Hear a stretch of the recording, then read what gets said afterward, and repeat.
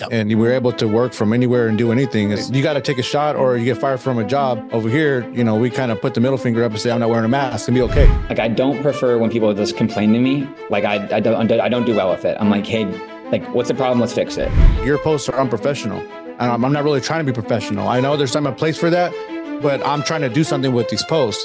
So we have kind of free reign to be who we want to be and believe how we want to believe without anyone touching our business. So that's what I love about this industry.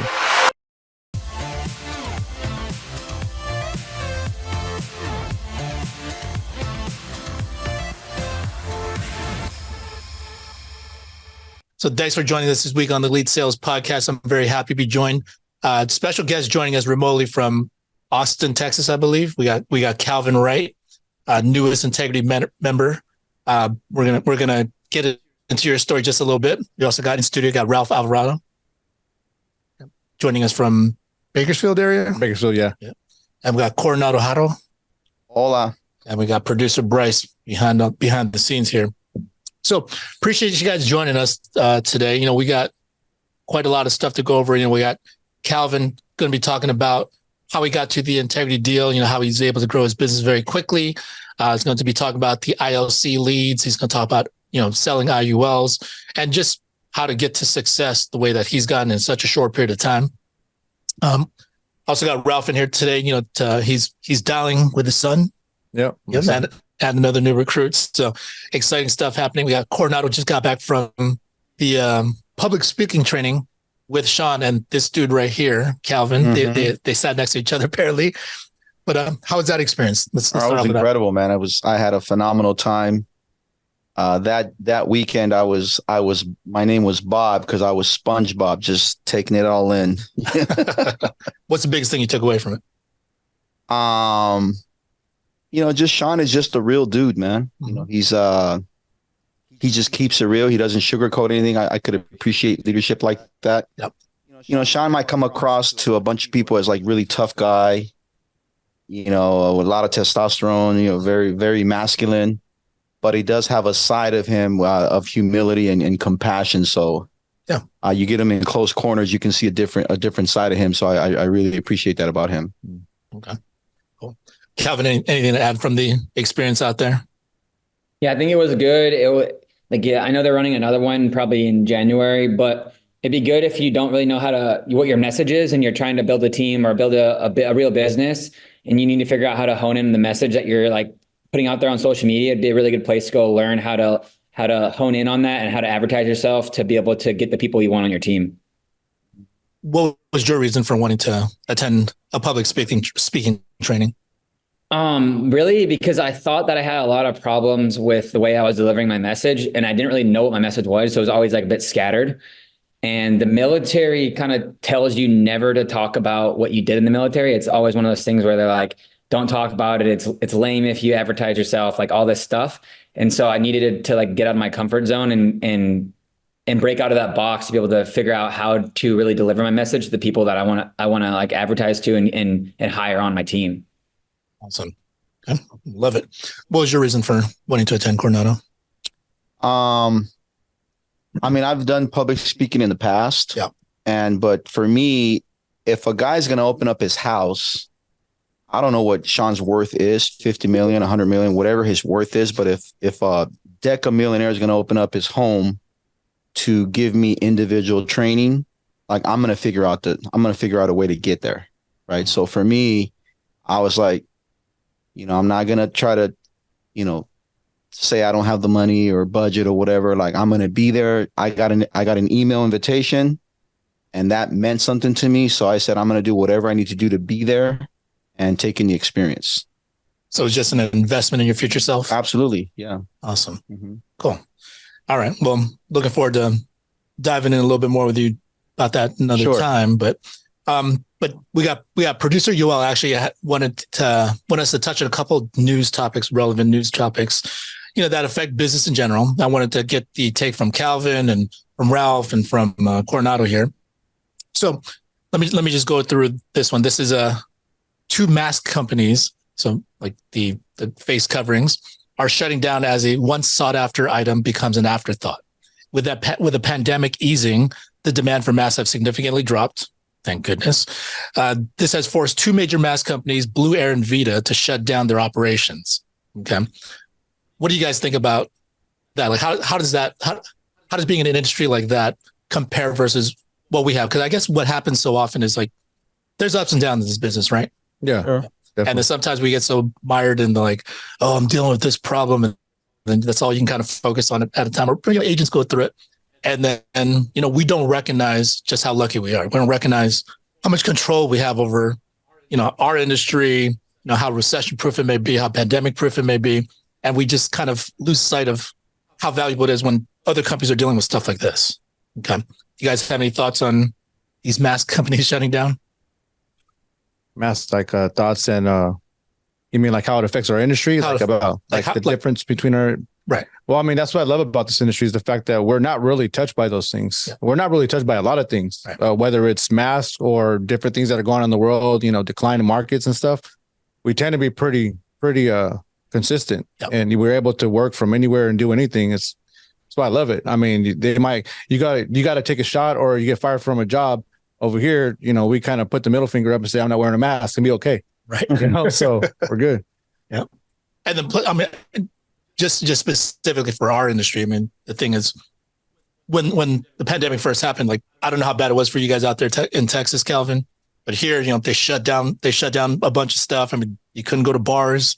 I mean, we found a few anyway, cause it was that important to us, but, you couldn't go into like stores without a mask and all this other stuff. And we're like, it changed our way of living. But the thing is that we had the ability to be able to go virtual in our business. We were able to transition over to telesales. So in spite of the fact that even though some clients were not comfortable with people coming over to the home and doing face-to-face sales, we could transition and, our sales, not only did they not drop, it picked up. So that was a real blessing. Did you or either one of you guys had any thoughts on the mask company shutting down? Yeah, I mean, the insurance business is something that's just always going to be there. I want to call it recession proof. Yeah. I mean, there's two guarantees in life. There's death and taxes, right? So we just happen to be there. We're saviors for a lot of people who unfortunate things happen to. And, people pass away at all ages. And, with the forum that we have here with purchasing the leads and being able to work virtually, work on your own time, control your income, not have to really report to a boss and clock in and all that. So I think that if you really put your best foot forward, great things can happen in the insurance industry. And it's just a matter of, connecting with the right people and running the right systems. And then the sky's the limit. Yep. Calvin, anything different other than that? Yes. I mean, it's good and bad when companies shut down because it does stir up some stuff in those communities with mortgages foreclosing and people losing jobs and people having to move. And it definitely shifts a lot of things and it kind of throws it all into a bucket and throws it around a little bit. So it's good for our industry when things like that happen because then we are able to capitalize on that and bring people into the industry that probably would have never thought about it before. So it creates a lot of good conversations with your neighbors and people online that are looking for stuff, and especially maybe things from home so that they don't have to move to a different community. So it sucks for that particular family at that moment in time, but it also brings a lot of light into the circle where we're able to see and capitalize on the opportunity. Absolutely. Yeah. Whenever there's a negative event, I mean, it always leads to an opportunity for something else to open up. Right. So it helps people kind of refocus and just recognize, okay, well, if this isn't working, like I can hold on to it for as long as I can. But once it gets to the rock bottom, like either you can stay there and die with it, or you can make the decision. Let's figure out what's the next thing. So yeah, we're very fortunate with all that. Appreciate you guys' input on that. Here's one last time. We have a few topics, but I don't think we're going to get through all of them today. Let's go over this one. Cut from projects dropped by agents. How the Israel-Hamas war is dividing Hollywood. The recent conflict has caused tension and division within the entertainment industry. Okay. So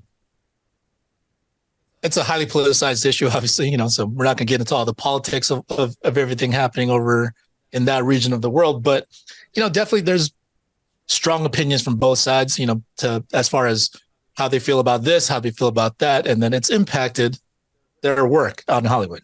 So people are not getting contracts, or people not signing deals, or people are reneging on offers and not wanting to work with this group because they have these particular views. I mean, like, is that stuff that we need to deal with here, Calvin?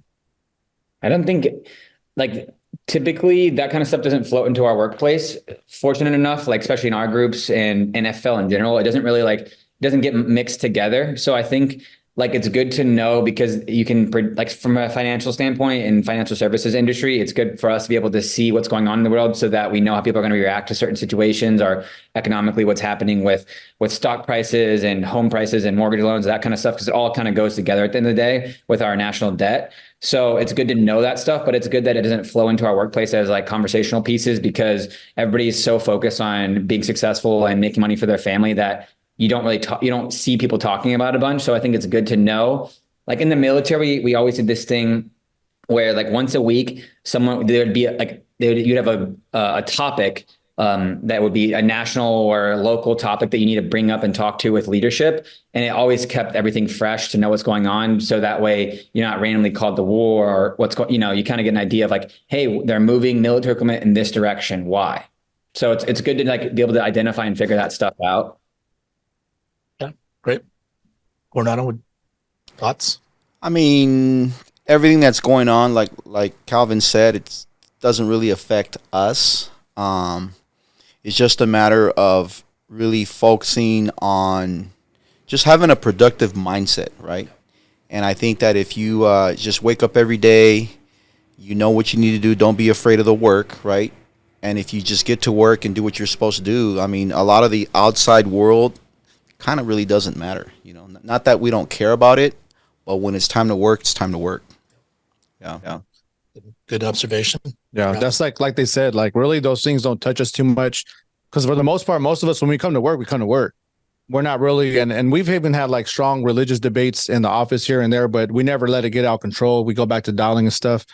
And then I love the insurance industry because we're not really checked like that. Like at FFL particularly, because I mean, obviously you guys see my post, and some people, they told me straight up, like, hey, like, your posts are unprofessional. And I'm not really trying to be professional. I know there's time and place for that, but I'm trying to do something with these posts. So we have kind of free reign to be who we want to be and believe how we want to believe without anyone, you know, touching our business. So that's what I love about this industry.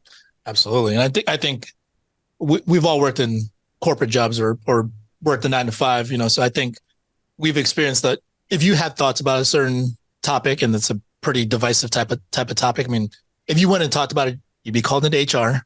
They'd probably give you a warning. They'd threaten to fire you. I mean, so even if you felt it, you just have to keep it to yourself. Now, the thing is, there are plenty of people here that felt that share their opinions about certain things, and you know, Ralph is not too very political about that kind of stuff. You know, I find it highly entertaining, but you know, it's great for people to be able to express themselves. But the thing is, if you're going to express yourself, if you're a business owner, you got to ask yourself: is it hurting my business, or is it helping my business? And is it really is the juice worth the squeeze to do it?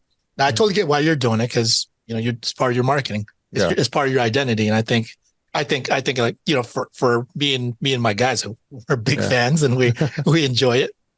So, yeah, I think we're all very lucky to have an opportunity where we can, you know, really be ourselves. But then we are, with that same token, the flip side of the coin is that we got to be responsible for all the results that come with it. So if you don't like what's happening, like, what are you saying? What are you doing? Like, how do you treat other people? How do you make them feel? Like, these are all factors that we need to consider, you know, whenever you do have an opinion, and by all means, have whatever opinion you want. Just really kind of just think to yourself, is it to my benefit to, like, strongly express these, you know, or should I just keep them to myself? Because you're free to think whatever you want. Like, use discernment. Yes. Use discernment and everything. Yeah, absolutely. Definitely. Okay. All right. Well, you know, appreciate you guys' takes on these particular topics, and, you know, hopefully, you know, gives you guys a little bit more perspective about how these gentlemen think, and, you know, how you can apply it to your own lives. But before we dive a little further into Calvin's, you know, story, his integrity deal, and IUL training, I just wanted to go over something that you and I had a conversation about the other day. You posted something about Payless shoes. You remember that? Oh yeah, I remember that. Can you tell everyone what it was? Well, it was a little meme with SpongeBob where it says, like your mom when you're at Payless Shoes, and it shows the mom like, okay, get up and see if you can run in them, and it shows SpongeBob getting up and running in the Payless shoes. Because I remember I used to do that too. She would literally say, okay, now get up and walk and see how you feel in them, and then I take off running up and down the aisle, and then she'd be, okay, they feel good. Yeah, they feel good. Okay, yeah. And then I saw that. I'm like, man, I remember those days. It's like, and my mom, she did her best. Like she was a single mom, raised me and my sister, and then the thing is. We used to go shoe shopping right before school year started, and I kind of dreaded those days. Like it's like you're excited about getting new clothes, you're excited about getting new shoes and stuff, but then like when she's like, all right, we're going here, and I'm like, we can't go to Foot Locker, we can't go to wherever, and then it's just like it's like no, we can't, and then you go there and you're just like dreading it, and then she tells you to pick something on, and you're just like. Yeah, because then you just know you're gonna get roasted at school, and then I'm just like, you pick out a pair, and you're like, okay, this one doesn't look that bad. It's not that obvious that this is from Payless, right? Yeah, because John and I talk about these stories all the time too. So you try them on, your mom tells you, are they comfortable? And I'm in your head just like, I hope they don't fit, so I don't have to wear them, right? So then you put them on, you try them on, and then I'm like, I saw Ralph's post, and then we started messaging back and forth, and I was like, yeah, I remember. Your mom has you try them on, you tell them if it works, and you start telling yourself, oh, it's actually not that bad. I'm like, I'm going to get away with it. Like the school are not going to make fun of me. And then you proceed to school, and then they proceed to roast you bad. Yeah. Because, kids, not just kids, they're sweet on some parts, and they're little a-holes other times. Yeah. And that's just how it is. But it got deeper because, we started talking about, it kind of helped build our character. To have like a lack of resources, and then you go back and you actually really appreciate what your parents did for you, and like they did the best with what they could, right? Yeah, you have that same feeling about. Oh yeah, definitely. Yeah, definitely. She did work 2 jobs for a long time, and on and off. And I do remember that. I remember it especially because I had a pair of Payless shoes, and they were new, and I had another pair of Nike Cortezes, and they were kind of beat up. They were still, okay, but the new ones were like, okay, I'm gonna take those. I should have known better, but I'm gonna take them cruising for Easter. And then my cousin was like, "You're not gonna go with those shoes on. Those shoes look stupid." Like I'm like, no, it's cool. Like let's just roll. And then like I try to just walk around a little bit and just get them to forget about it. And he literally would not. He's like, "You're not getting in my car with those shoes." And he's busting my balls in front of all kinds of people and all the homies right there and a couple more cousins, and I've got to go inside and get my Cortezes and throw them on, which I really wanted to do, but they look new and they look cool. So I was like, I'll just see if I get away with it. Like you said, I'm gonna see if I get away with it. I don't know, but I do appreciate, that she worked that hard. And like we were talking about, they did the best what they could, what they had. And that's mindset too. Like she thought, I want to provide for my son, so I'm gonna go get another job. And we think I need to provide for my family. I'm gonna go get a side hustle and start a business. It's not her fault. She didn't have the tools. And the only reason, like, I don't know if it was for you, like you, or like me, for you, but when I decided to go into business, it was because I got really pissed off at something that happened in the oil fields where I said, I got to start a business. Right. Maybe they didn't reach that point. I don't know what it was. And maybe they didn't have certain things in place. Like we grew up in a different time, YouTube. I jumped on a YouTube, heard something. There's just so many different factors, but I'm just so grateful that she did what she could, what she had. And I'm grateful that like people like us, that we stumbled upon something that opened up our eyes where we can say, okay, I'm going to do something different and I can give back to my mom at the same time, Well, I mean, we live in such a tremendous time. I mean, it's only been what, 20, 30 years? Yeah. Since that time. But then the thing is, the economy has changed drastically. Social media has changed things. I mean, Coronado and Calvin can like work hard, earn money, and they can go pay a literal millionaire to teach them the skills that he has, right? It's like, our parents never even thought about that. They were just thinking about how to keep food on the table, how to keep the lights on. Yeah. So like for us, I mean, a lot of times we overlook just how truly blessed we are. Or, sometimes we get focused on the material things in life, which none of that actually matters. When you die, you don't take any of that with you. So, you recognize it's like, man, my mom at the time, I was like, I was just like, not resentful of her, but I was just resentful of the situation. I was like, why can't I have Nikes like all the other people? Mm-hmm. How can I avoid, getting made fun of like in school? And then, so, you start thinking about like how you wish things were different. And then, part of that's the character building for all of us. Anytime you guys face a struggle now, or, anytime throughout your life, it's like, all right, you don't like that feeling? Good. Remember it. Like how do you change this situation for yourself? Our parents may not have had access to all the same type of information. They didn't have the internet. Insurance sales was not what it is now.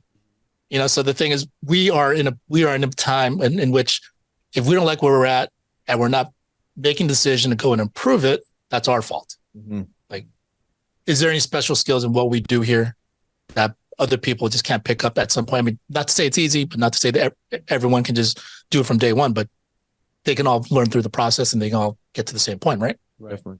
Right. So yeah, I mean, it was a real perspective builder.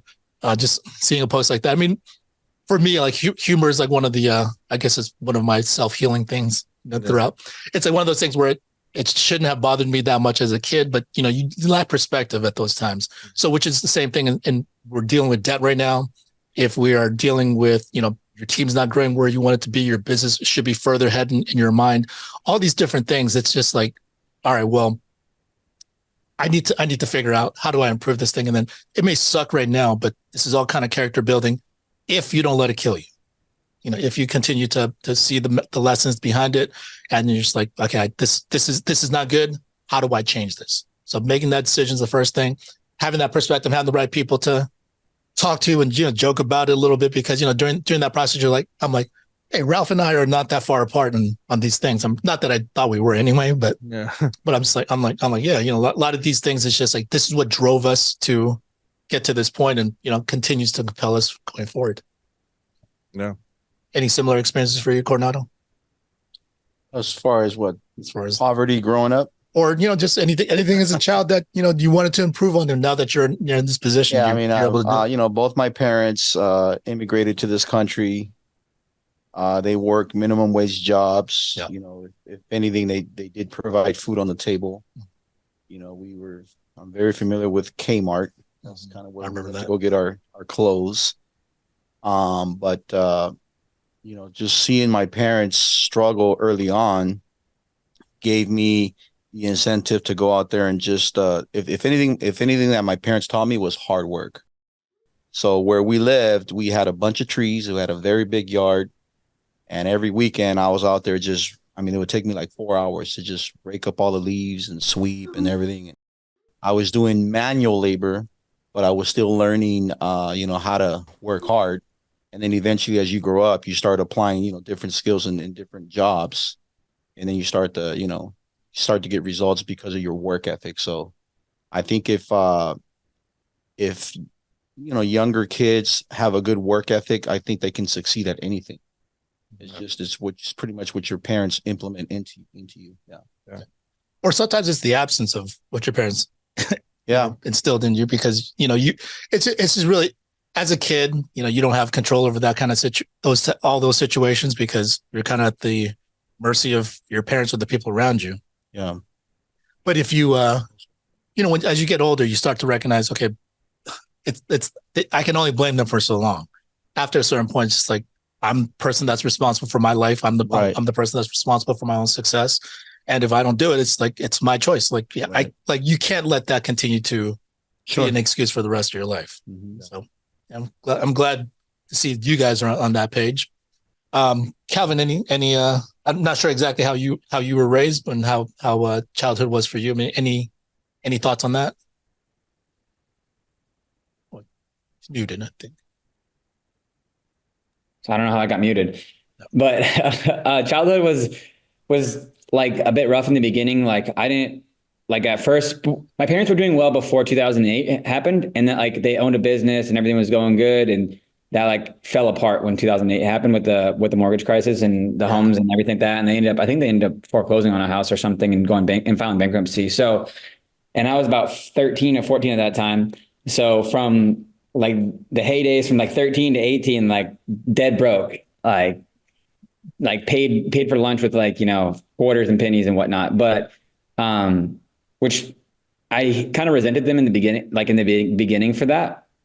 And that was one thing we talked about with that group with Sean is name 3 things that you're comfortable with. And then 3 things that correlate with that why people should work with you. And I thought that was a really good building tool that a lot of us should use for recruiting, because if you can think of really like without sitting down there and brainstorming for 20 minutes, 3 things that are like poor qualities, just like 3 things off the top of your head that you know that you're not very good at or that you struggled with or that you overcame. And then you tie 3 good things why people should work with you because of those. It's going to make you more grateful for who you are and how you were raised. And it's also going to make you more of a better leader because you're identifying the weaknesses and turning those into strengths. So I think that was a huge thing that I took away from that and that you could apply just from, key pieces in your childhood or, in your 20s or 30s or wherever someone's at in their life and what their lows were. Because everybody has lows. Nobody's polished and shiny. Okay. Well, I think that's a good segue to get into Calvin's story here. So we got Calvin Wright, one of the newest integrity partners. Calvin, how old are you? I'll be 29 next week. 29. You look younger than that. I mean that in a great way, But I remember meeting Calvin the first time out in Texas, and I saw his name obviously, around the leaderboards and talking to Zach. Zach, he works with Zach Twardowski, awesome guy. I love the guy. But I remember the first few times that I met him, he was a little bit on the quiet side. Not to say that he was antisocial, but he was just kind of quiet, really humble.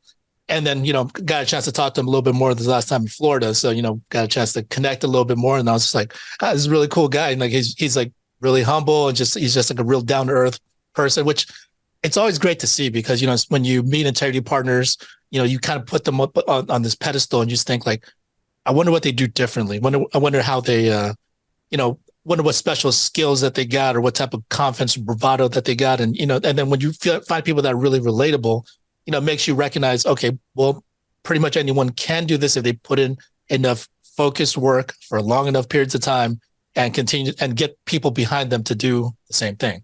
And that's something that I recognize about Calvin. So, Calvin, hey, congratulations first on the deal. I'm really happy for you. And then, tell us what you did to get to that, up to this point, like how long you've been here, what you did before this. Give us a little bit of the story.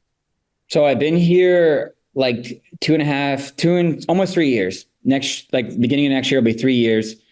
And what I did before this was nothing to do with insurance, nothing to do with sales, like nothing personal experience. Like out of 18 years old to like 26 years old, I was in the Army. So I didn't really learn any skills other than leadership skills and how to work hard, which I had no clue would later transition into like building a business. So I kind of was just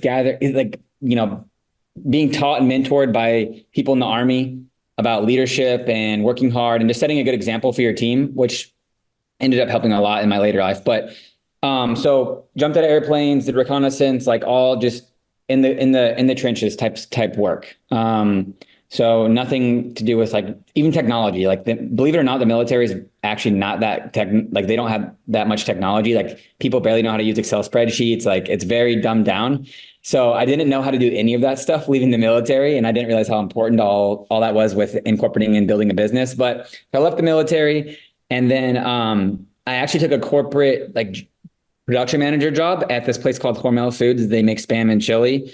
Yeah. And I was the second shift supervisor. And I was like, I'm going to get out of the military. It's going to be so awesome and sexy. I'm going to be home every day at 5 and I'm going to make all this money and life's going to be great. And it was the opposite of that, actually. I was working second shift in this town that smelled awful and was super tiny and had like nothing to eat. Like the gas stations closed at like 5 p.m. It was super small. And I was looking at in the mirror and I was like, this sucks. I should have just stayed in the Army. Like this is nothing what I thought it was going to be. This is terrible. And so my girlfriend at the time, wife now, was like, she was like, hey, I'll just follow you wherever we go and I'll figure it out. I'll find a job. And so she was on Indeed looking at jobs and she's like, I should apply to be in insurance. And I was like, I know a dude in insurance. I've known Zach since I was 13 years old. So I called Zach up and I was like, screw this, I'm getting my insurance license. So I ended up getting my insurance license. And what I did from the transition, I was only at Hormel for like nine months. And what I did was I timed it to where I only had a certain limited PTO. And so I was like, I'm not going to go home for Christmas.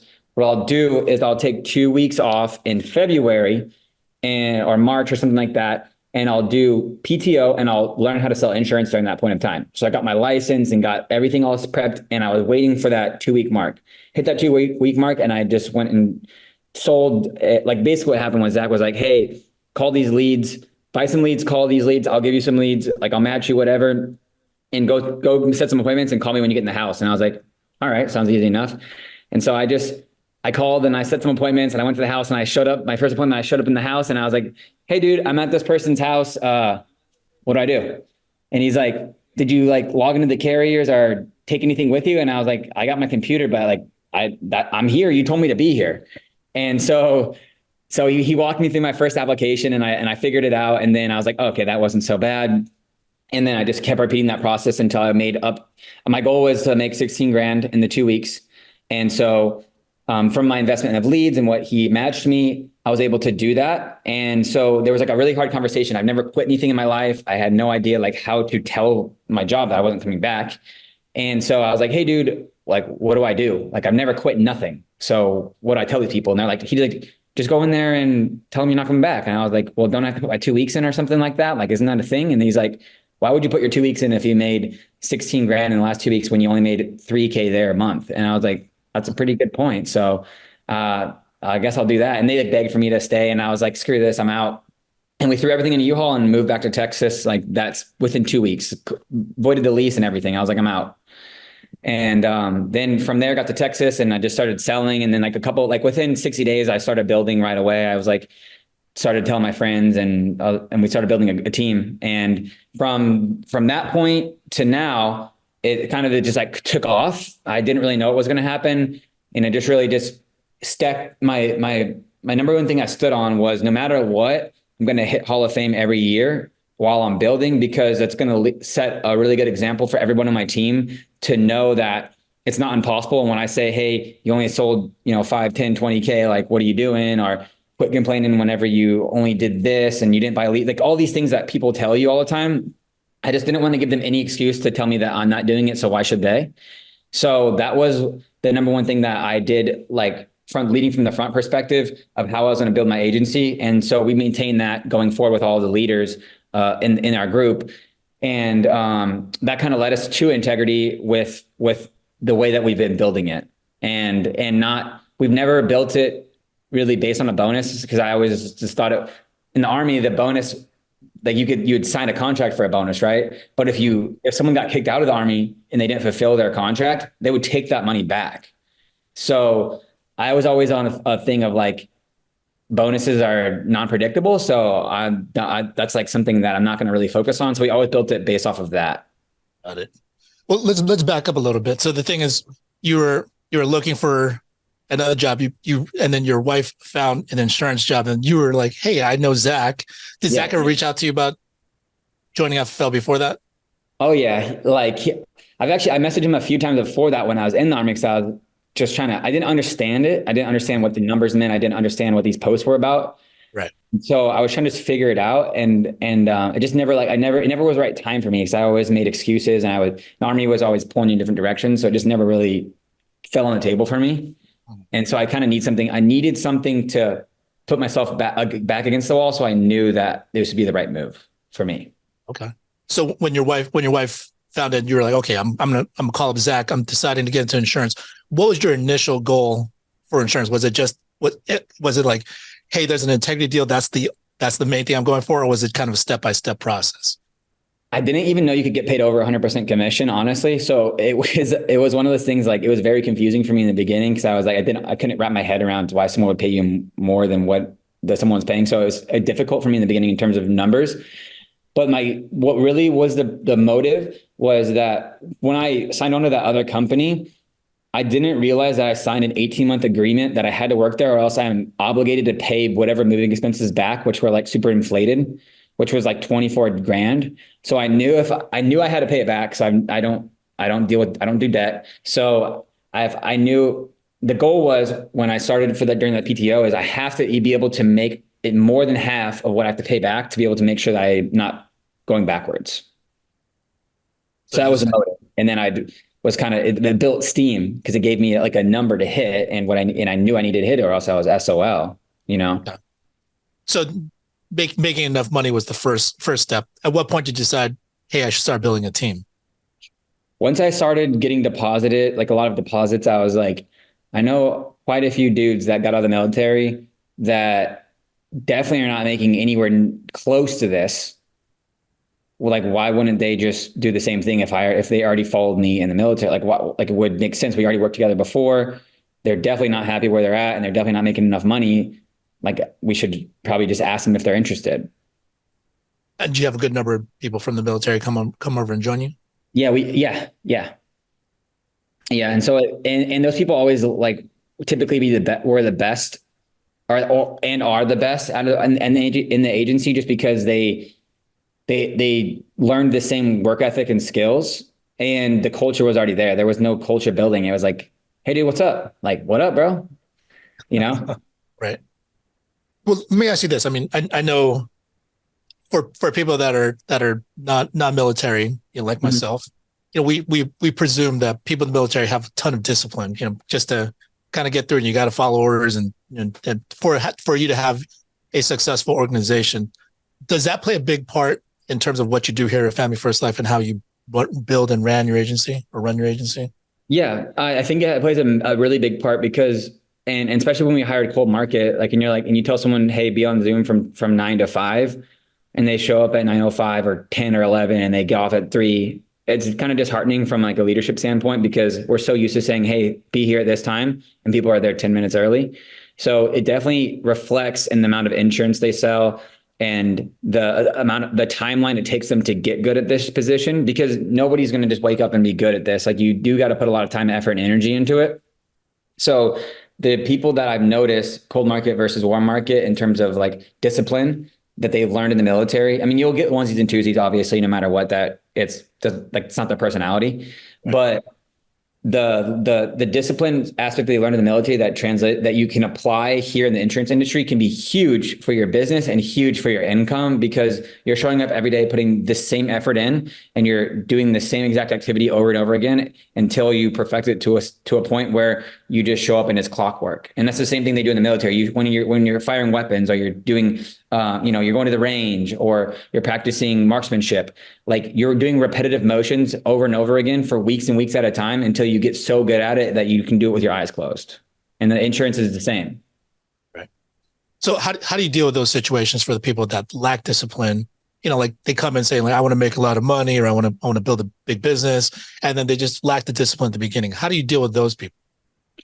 So the conversation that we always have is like, I'll put in as much effort as you put in, but I'm not gonna put more effort in than you're in, because I can't care about it more than you. It won't work.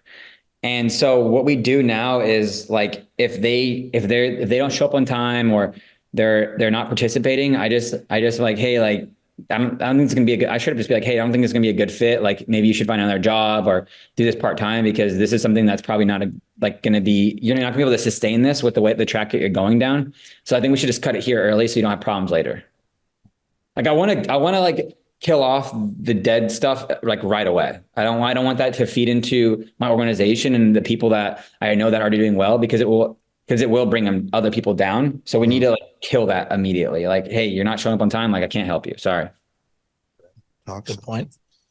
All right. Now let's get into some practical training, because a lot of people know that you're a beast, and they're just like, I want to learn from this guy. So, Calvin, you're using ILC IUL leads, right?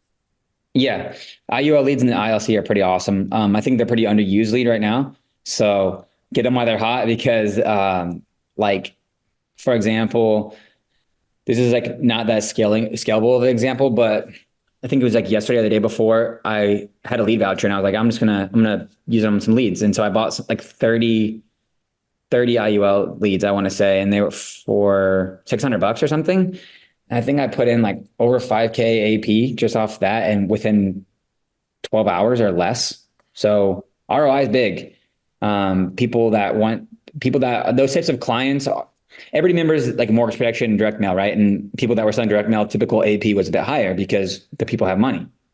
Same thing with IULs. They're the same type of client, but they're looking at it from an eyelid of investment / retirement / longevity, looking at it from a long-term perspective rather than short-term if something happens to them. So they're willing to invest more into their future and invest more into their retirement. So it's a lot easier of a conversation. It's more of a one-on-one, like, professional conversation where your final expense and term stuff, which you do still need to sell because they pay you fast and IULs don't pay you fast.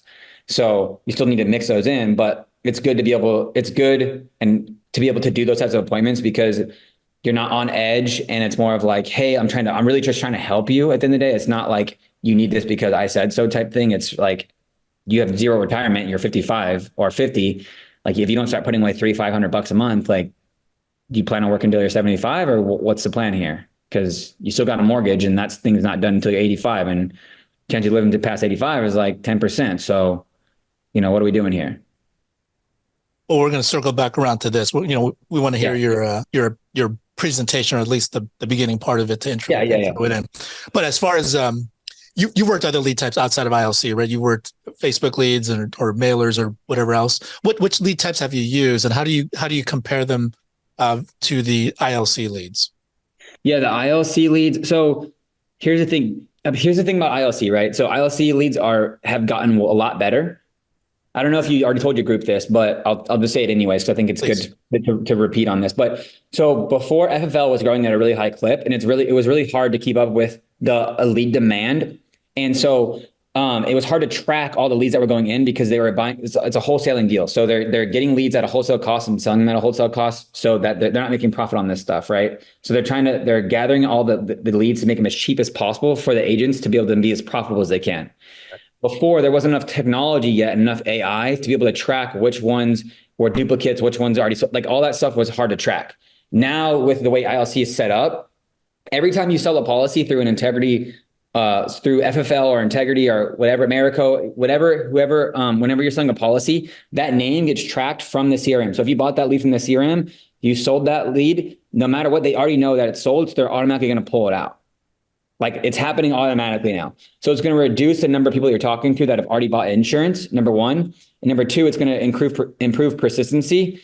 And it's also going to drive down lead costs when everybody else is also purchasing from CRM because they're able to collect all the data together and it's housed in one place. So that way, if you bought a lead from Happy Agent, well, Happy Agent's already putting leads into the CRM at a wholesale deal. So you're really just buying whatever they have left over. So at the end of the day, it only benefits you from getting leads from the CRM because they're able to track it all the way through to the end and they know that client already made their premium and they're automatically going to pull it and they won't let the lead company put that lead back into the CRM. Yeah, it was kind of an interesting thing for us to hear, because they're like, you will always get some agents to say like, oh, I'm not going to buy from the ILC. I'd rather buy it from here. They're so much better. I buy from this vendor. It's so much better. And a lot of times, like they talk about which vendor it is. It's because they're putting in live transfers into. They're going to have verified text leads. They're going to have all kinds of just really cool things happening. And then when people say, oh, I trust this vendor outside. I don't trust the ILC. It's like, where do you think they're getting them from? Like that same exact vendor is selling them through there. Yeah. And the point that Calvin also made is just for anyone that's worried about, hey, I don't want to buy through there because I want to buy exclusive leads. Look, if you buy a new lead, it's exclusive and exclusive to you for 30 days. And until it's sold, which as Calvin mentioned, as soon as you sell it, it goes in one of our carriers, it connects, and then they remove that lead out of the database. But if you don't sell it, then after 30 days, it gets resold as an age lead as a cheaper lead to somebody else. So, I mean, you had 30 days with it, man. It's like, how hard are you working it for one, or are you going to continue working it? Because most people, they just move on to the next one. So this gives that opportunity to somebody else to be able to work for cheaper. And then that client that filled it out, I don't know, maybe it's bad timing. It gives them an opportunity to actually get some insurance. All right. So then it'll get resold, 3 times was it? I think they said no more. Sold no 3 times. Twice. No, I think they moved it to twice because it depends on the age of the lead. So like basically, if it wasn't ever sold and it goes to a 2-month, then it can get resold twice. But if it's a 1 month or a brand new lead, they can only get sold down to a 1 month, something like that. But I think I misspoke. It gets sold the first time and then resold 2 times after that. It's out. But look, I mean, there's plenty of opportunities on there, and it's always encouraging to hear. So well, I think Juan Franco was joining us last week, and he mentioned that you bought like 30 leads and you were able to make like 5 sales out of that or something. How did that experience go? Yeah, I mean, that was pretty simple. So like that's what I was saying. I had the lead voucher, and I think it was recently. Within the last 2 weeks, I had a lead voucher. I used it. I bought 30 leads, and like I bought all the IUL leads just randomly across different states because there's not a ton in there, and because people need to buy more of them to be able to put more in there. But basically, like within that first day, I sold like 5 policies or something. It was pretty awesome. The first day?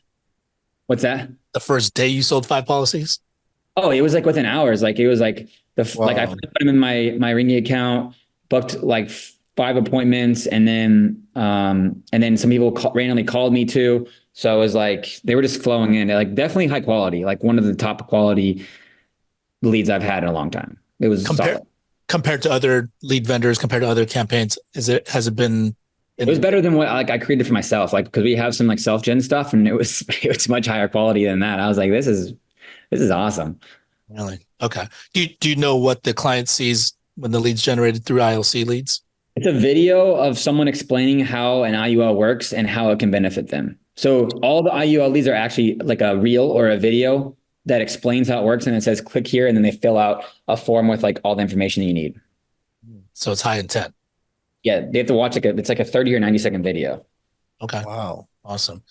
And then and how much are they per IUL lead? I think it's like $30. That's cheap. That's not bad for an IUL lead, right? That's cheap. Yeah. Okay. So before we get into your presentation, could you just walk us through the process? So you buy these leads. You mentioned Ringy. Like how do you prepare your leads? Like like you say, hey, okay, I'm buying some leads. What do you do from there? So there's a bunch of different ways to do this, and I know they're working on implementing the A2P. But if you're buying from leads from CRM and you're putting in Ringy or any like GHL, whatever y'all use, the key here is to get the leads in there as soon as you can, and let the drips start working, and then also dial through them. So a long time ago, or when we first started, everybody was like, just call them, don't text, just don't worry about texting, it takes too much time, blah, blah, blah. But texting ends up being the most effective way to get hold of a client nowadays because nobody's really picking up their phone. Mm-hmm. So I have all these different drip campaigns that go out, emails and texts, and then I'm calling through the leads. And so with Ringy or any type of CRM that you use, it just really allows you to work the leads fully. So that way, like when you're dialing, it's still texting. When you're sleeping, it's still texting, because you can disposition different times and whatnot. So it makes it a lot easier to book appointments because you have self-booking links where they'll be able to click on your link, takes them to a page. They select the time that they already know that they're going to be home. They're going to be there. They're going to fill out. I also add like an additional thing that says, fill out your beneficiary and some notes. So that way I know it's super high intent when they book it and they're not just booking it just to stop the text strips. But really, if you're just manually doing everything, like manually dialing, manually texting, you're leaving a lot of juice on the table because someone like me or anybody else using some type of CRM is going to be able to work more efficiently, a lot faster, and multiple time zones. What percentage would you say from if you put them into an automated drip campaign? What percentage would you say they book on their own? Maybe like 10%, somewhere floating. It probably ranges, depending on lead type, depending on like when you uploaded them. Like there's a lot of variables there, but I'd say somewhere between 7 and 20%, some type of self-booked thing. I mean, like I probably get at least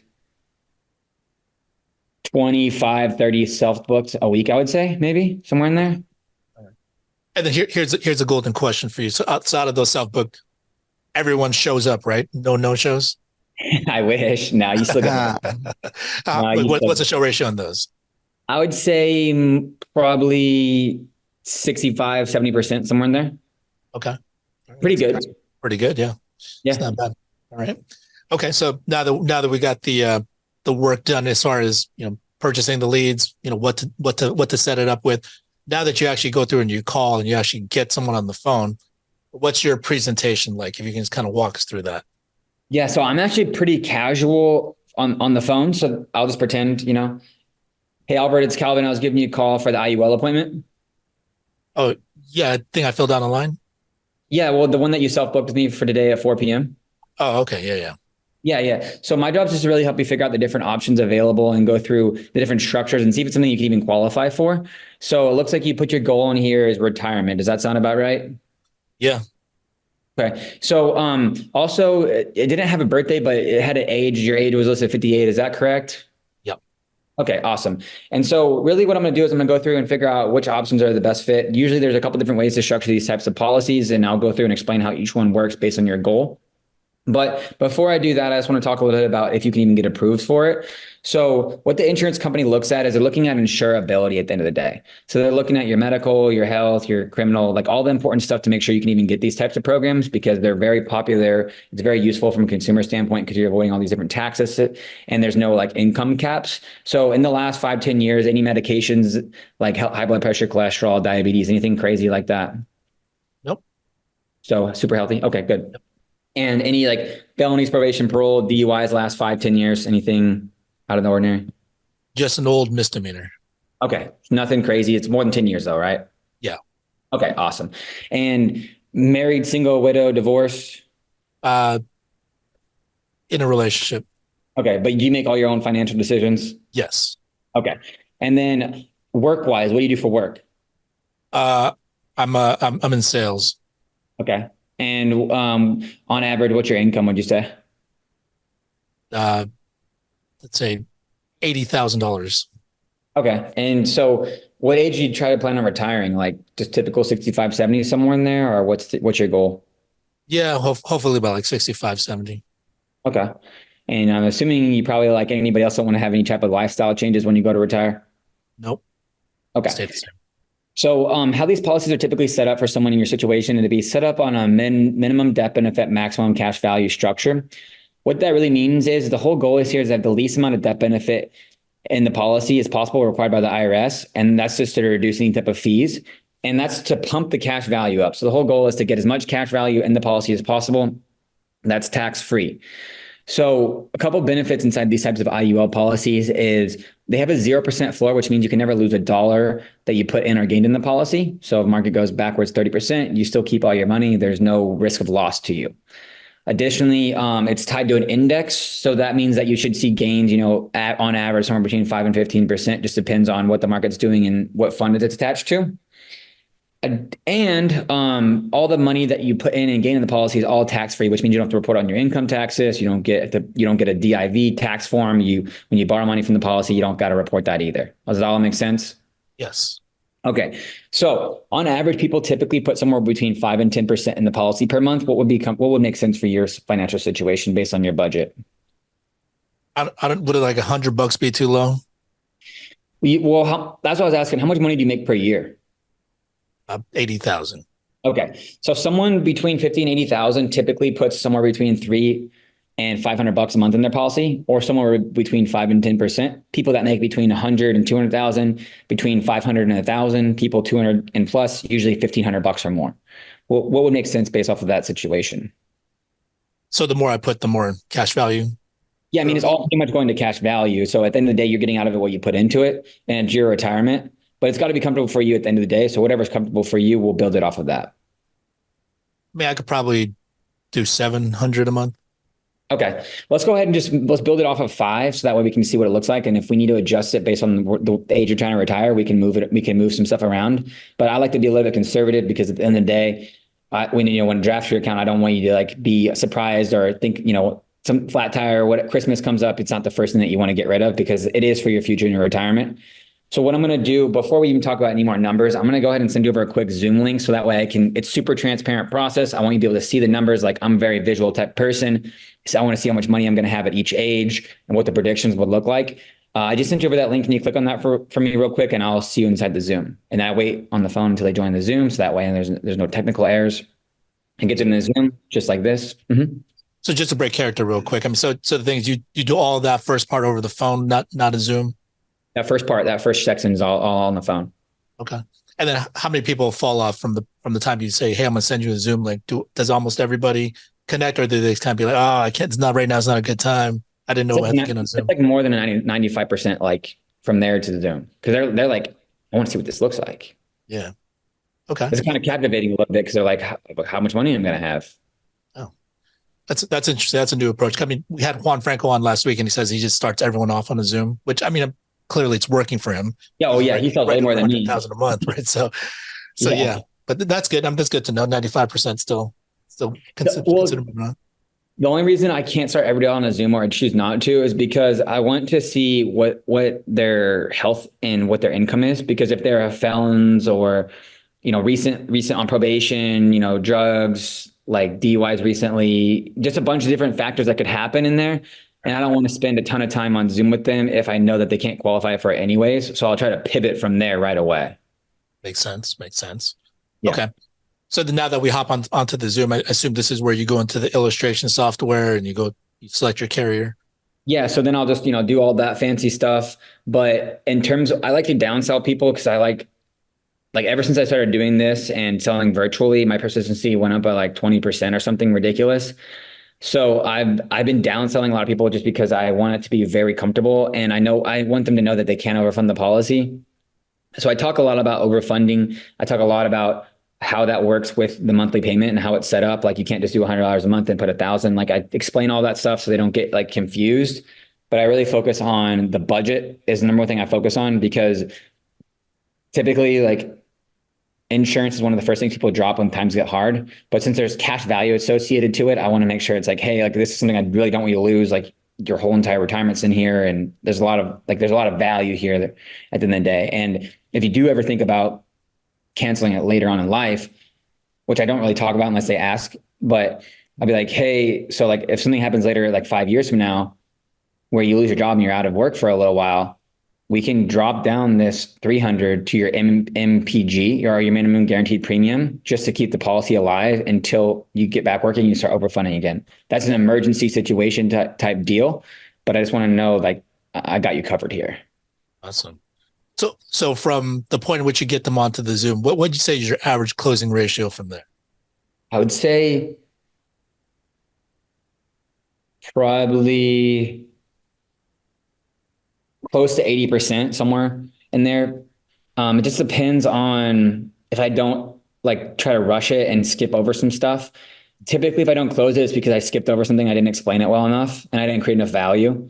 It's not really about the client not wanting it. It's more or less like I did a bad job explaining it. So I spend a lot of time trying to explain it very, very thoroughly, so that the way, because it's not complex, but people that aren't in insurance don't have a hard time wrapping their head around why would I not lose any money, or things like that you don't typically see. So I want to hit on things that are out of the ordinary and they really, really understand it. And I'm like, do you have any questions? Is there any questions at all?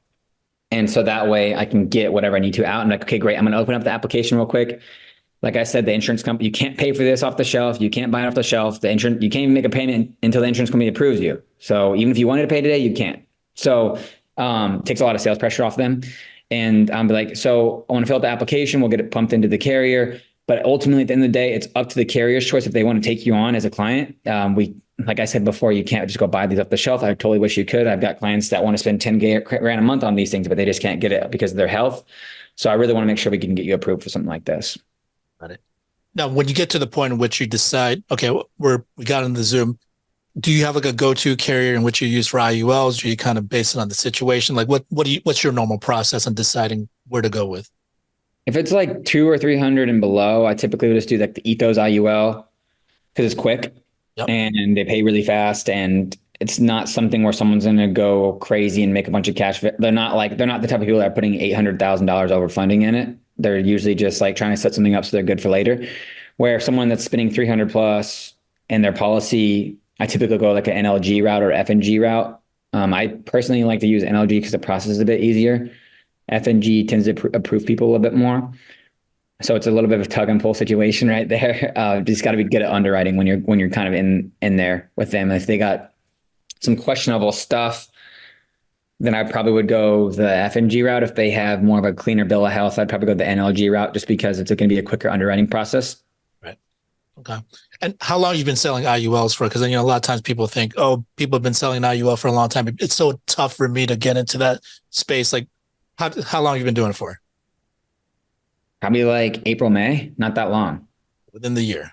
Within less than a year. And what made you transition? Because what were you doing before? Mortgage protection, final expense? Honestly, no. I was all in-home internet lead guy. Internet lead. Okay. Yeah. I was all in-home, like $4 lead guy. Huh. Like off the ILC? Yeah. Okay. All right. And then what made you transition to start working IULs? I needed to go virtual because I was driving an hour and a half one direction every day for appointments. at that point in time, I had like a really good system. I had a dialer. I was running like 40 appointments a week. I was submitting like 10, 15 a week, like all simplified issue. And I wrote like 510, 500, 510, then 505, like 2 years back to back. And so a really good system, but the system's kind of started falling apart a little bit with me driving so much. A lot of time, like I literally was in the field from Monday to Saturday every day, leave the house at 7, get home at 10 for like almost 2 years. And it was kind of taxing a bit. And so I needed to make a change, and my sales were kind of falling apart a little bit with, like I wasn't converting as many leads I was buying as what I was selling. So I was having a little bit of a conversion ratio problem there. Mm-hmm. And so I was brainstorming on how to change that. And I didn't really have that many licenses at that point in time. And so I decided that I would do telesales for 1 month. And if I don't figure it out within 1 month, I will go back in the field. And I just thought about going back to the field like every day. I was like, oh God, this is pretty awesome being at home, making all like all this time, because I wasn't really making any money yet. I took a dip. I only did like 19 my first month. And then the next couple months after that, it popped again. But I was like, I can't go back. I got to figure this out. So that was like one of the turning points for me. And so when I got into virtual, I was doing a lot of veteran leads, a lot of just general life leads. And I did really well with, I was like figuring that out and like kind of getting frustrated with all the times I was getting hung up on. And so I stumbled into a couple IUL appointments, and all of them stuck on the books, and they were a little bit easier for me to have those conversations with people. I don't know why it just ended up being that way. But so I started mixing all those leads in there. And so now I still do a mix with all my leads, but that's how like it all kind of cultivated with the different lead types, kind of experimenting, figuring out like where my niche was. Would you recommend new agents get onto IULs right away, or do you kind of, what's your process? I would start everybody off at general life, because you need to get good at objections, because when you get bigger clients on the table and around, like you need to know how to handle those types of simple and subtle objections. Like typical final expense or term appointment, like someone will just straight up kind of be a little bit rude or give you an off-putting objection, where someone maybe that's spending a little bit more money they'll be a little bit nicer about the objection, but they mean it more. So you need to know how to navigate those objections in a really professional manner. Well, number one. And two, you really just gotta get good. You gotta get paid fast when you're new.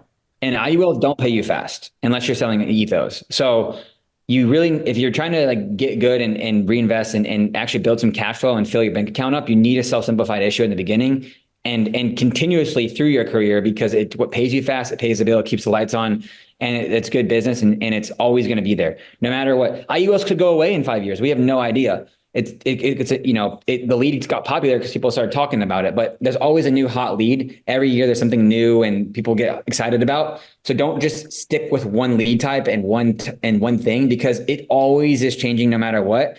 But term and final expense and general life leads have always been there. They've always been there, and you always know how to make money on them. So you need to maintain your skill set over there.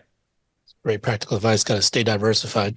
Real quick, Terrence had a question. He said, did you work mortgage protection, like old mortgage protection leads when you were in the field? No, I just couldn't. I couldn't get behind buying an $80 lead. I was having a hard time seeing the value in that. So in the field, my average premium was probably $30 to $50. And so I had very low like premium. Like I'd be excited if I got $100 a month premium. Like it was not a common thing, and especially I was running in San Antonio. So, I mean, if anybody ever been to San Antonio before, you know the demographic. And so I wasn't selling, like I sold a lot of policies, but very small policies. Okay. All right. Well, we'll let you go. So just couple few questions left. So what's your schedule look like to help you get to this point? Like, what does your daily schedule look like, and how do you set things up? So now what I do is I have my schedule open on my books from 9 to 7 p.m. for self-booked appointments. And then I dial during the times that there's no appointments. And I also backfill with recruiting appointments and calling recruiting leads. And then we have all of our dudes on Zoom, obviously. So I'm helping through with all of that all day long. But Monday through Friday, 9 to 7. Yeah. Saturdays and Sundays, I open my schedule from 9 to 12:30. Okay. So it gives me time every weekend to be able to hit the people that refuse to talk to me during the week because they think they're super busy for whatever weird reason. Right. So I do open those up in the morning, and I usually get some pretty good bangers off of those ones on Saturday and Sunday morning. And then you take lunch and break in between, or just 9 to 7 straight? I don't really take lunch. I kind of just grab a quick bite at the house while I'm working. I'm just like eating and doing this. I try to stay on the Zoom with the people, with my guys and women, like all day, and I usually try to fill my schedule. I'm trying to get as much done Monday through Friday as physically possible, so that way I have a very high submit going into the weekend, and Monday through Wednesday I have a very high submit. So that way, if things do pop up, I can like move stuff around a little bit. But the goal is to try to get as much hours in during the week as possible, because that's when things are happening, and I need to be able to like, I can't tell my dude to dial from 9 to 7 if I'm not going to be on Zoom. That sounds weird, so that's why I do it, just because I want them, you guys are a really big agency, and I don't have as many, like, I have a lot of people direct, so I need to like kind of maintain that. So that's the way that we have it. Okay, cool. And if an agent was on here and they're currently struggling, what advice would you give to them? If you're struggling, you're brand new. There's a couple things that, this is what I always see with people that are new, that I don't like to use this all the time, but it's like, I don't prefer when people just complain to me. Like I don't do well with it. I'm like, hey, like, what's the problem? Let's fix it. So when people are complaining to me, there's usually a couple different things that I see going wrong. And it's either one, they're just not putting the work in. Because if I give you 100 leads, no matter what, I don't care, like, if they were made up phone numbers, you will find at least 1 to 3 people that will buy a policy. Guaranteed. Like obviously we can't guarantee anything, but like, realistically speaking, like, you have 100 shots, like you have to make at least like 1 to 3 of those. So at the end of the day, like, when you sit down and look at your dialing schedule, how many calls are you making per day? If you're making less than 400 and you're selling nothing, and we need to look at how many people you're actually talking to.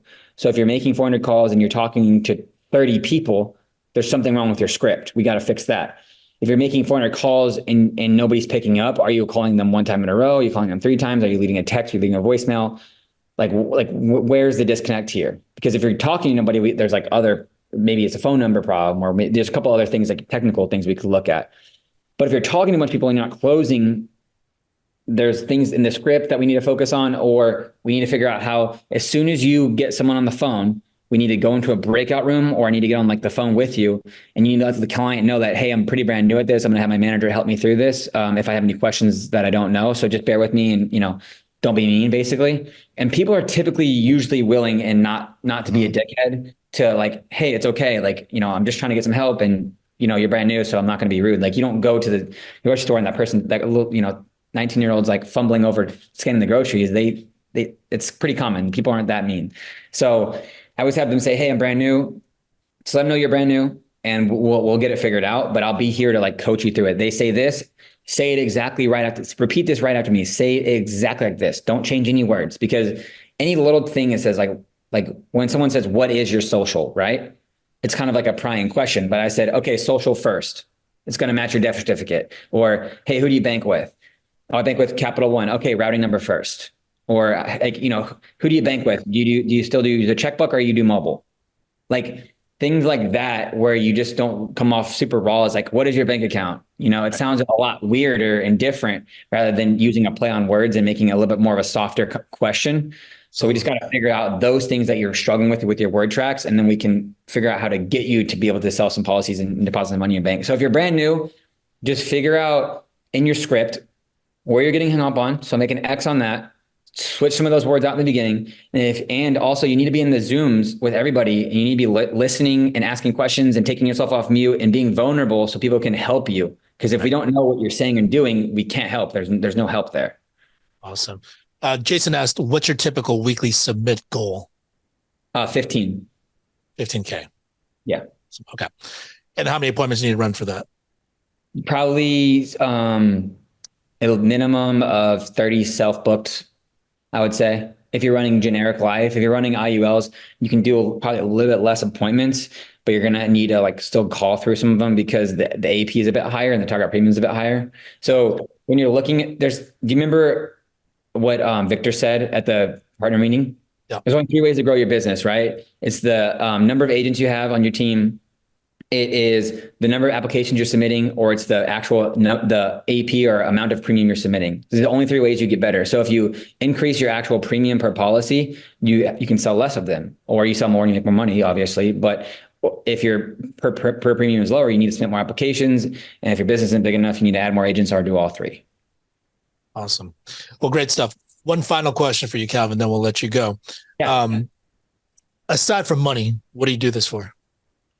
Well, money is the biggest motivator, obviously, but I think it's really that's a tough question, but the freedom, the military is good because it gave you structure, right? But the bad thing about the military is you have zero family time and you have no control of your schedule. They're like, hey, this is the days that you take vacation, and it's up in the air until 2 weeks before, so don't buy a plane ticket. And doing this position, it's like, I want to go to Sean's house and learn something in 3 days. Can I go? Like, yeah, I'm going to pick up myself and go. Or it's like, hey, wife's off work like these couple of days, like we're going to go do something, or I want to go home for Christmas, like things like that got me really excited about being able to control my schedule of going home for Christmas and being there for important events. That was important to me, is having that flexibility. And this is like being self-employed or being in the insurance is the only place you can either make enough money to be able to do those things and have the freedom and schedule to be able to do that. So that's what it was for me. Awesome. Well, this was amazing training. Lots of great stuff. That all these public speaking courses definitely paying off for you, my man. Once again, congratulations on the partnership deal. You know, you can be doing huge things in this industry. Couldn't be more happy for you, Calvin. I appreciate you, Albert. It was a good team with you, chatting with you guys today, and thanks so much for having me. And I'll look forward to seeing you in California soon. Absolutely. Awesome. Come on out. We'll have a drink. See you, my man. Appreciate everyone getting on. Thank you. Thank you to Ralph. Thank you to Coronado. Thank you to producer Bryce. Thank you for everyone getting on. You know, let's go out there and apply some of this stuff, you know, whatever you can into your business, and let's go out there and make more money, help more families. Let's be elite, guys. Appreciate you. Hey guys, thanks for watching. Appreciate you guys taking the time. If you guys enjoyed what you guys saw, you know, please like, subscribe, follow, all that good stuff. Also, if you guys have any future topics that you'd like us to address in the future, we're here to try to provide value for you guys, just like you're providing value to us. Appreciate y'all.